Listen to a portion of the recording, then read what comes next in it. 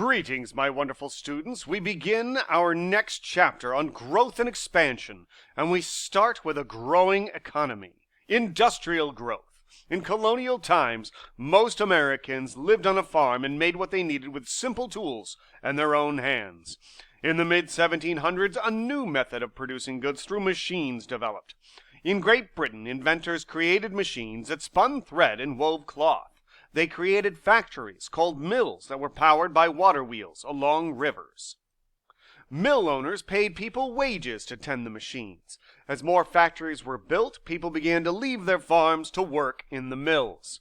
This change from working at home to working in the factory was called the Industrial Revolution. And in the United States, it reached us around 1800. It began in New England because the poor soil had made farming difficult. So many people were willing to give up farm work to earn wages. Also, New England has many rivers that could power the factory machinery, and those rivers led to ports that would allow it to be easily shipped finished goods out of New England and raw materials into the region. Technology was at the heart of this revolution. New machines such as the spinning jenny and the power loom could be used to create cloth much faster, saving time and money. The spinning jenny was able to spin as much thread as 8 individual hand spinners, and the power loom could do the work of 200 people on hand looms. In 1793, Eli Whitney invented the cotton gin, which easily removed seeds from picked cotton. Before this, seeds had to be picked from cotton by hand, a time-consuming task. This made it faster to get cotton from the plantations to the factories to be made into cloth. Eli Whitney also created interchangeable parts in the United States, specifically putting them in muskets. Before interchangeable parts, if a part of the musket broke, its replacement had to be made by hand because each one was unique. Interchangeable parts meant that muskets were now easier and cheaper to make and repair. In 1790, Congress passed a patent law. Now, a patent gives an inventor the sole legal right to make money from an invention for a period of time. This was designed to stop people from stealing an inventor's inventions and give people a reason to invent new things.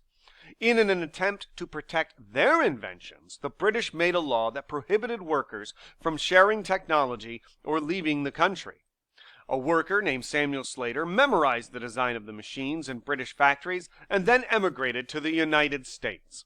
Slater then opened factories that copied British ones in the 1790s in the U.S., developing new methods of production there. Francis Cabot Lowell improved on Slater's mills in 1814 and began a factory system where all the steps in manufacturing would be combined in one place. The capitalist system helped the industrial system grow in the United States. Capitalism also goes by the free market or free enterprise. In a capitalist society, individuals and businesses own property and decide how to use it. Individuals or people control capital, which includes building, land, machines, money, and other items used to create wealth. Another term used to describe capitalism is free enterprise. Now, in the free enterprise system, people are free to work where they want and to buy and sell what they want. The major elements of free enterprise are economic freedom, profit, private property, meaning that you can own your own property, and competition between consumers and businesses. Business owners produce the products they think will sell the best and make the most profit. Businesses compete with customers with low prices and high quality. Now, even though industry was growing in New England, most Americans still lived and worked on farms. Farms in the Northeast were small, family-operated, and sold their produce locally. In the West, farmers raised pork and cash crops like wheat and corn, and they thrived.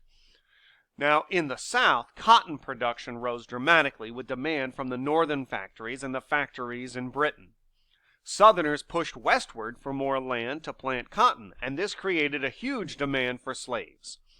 Between the late 1700s and the early 1800s, production of cotton went from 3,000 bales per year to 300,000 bales per year.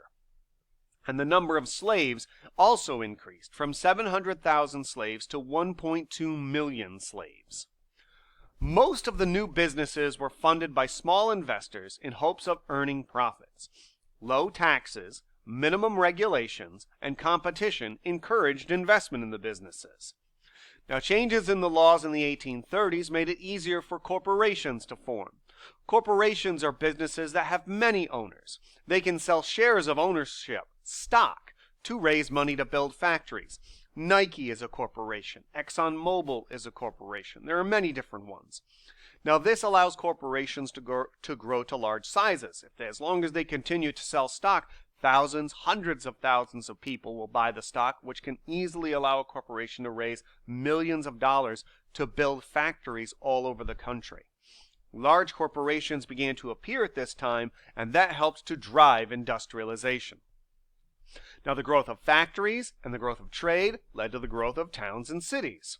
Many cities developed along the rivers because they could power the factories, and that allowed for the shipment of goods. As more people began to live near the rivers in order to work in the factories, people began to build houses near there, and then restaurants built up around there, and other businesses.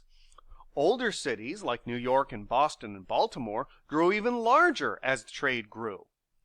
In the West, Pittsburgh, Cincinnati, and Louisville, which were along major rivers, all grew very rapidly. Cities and towns of the time were built of wood and brick, and they had unpaved streets. Barnyard animals roamed freely, and there were no sewers to carry away the waste.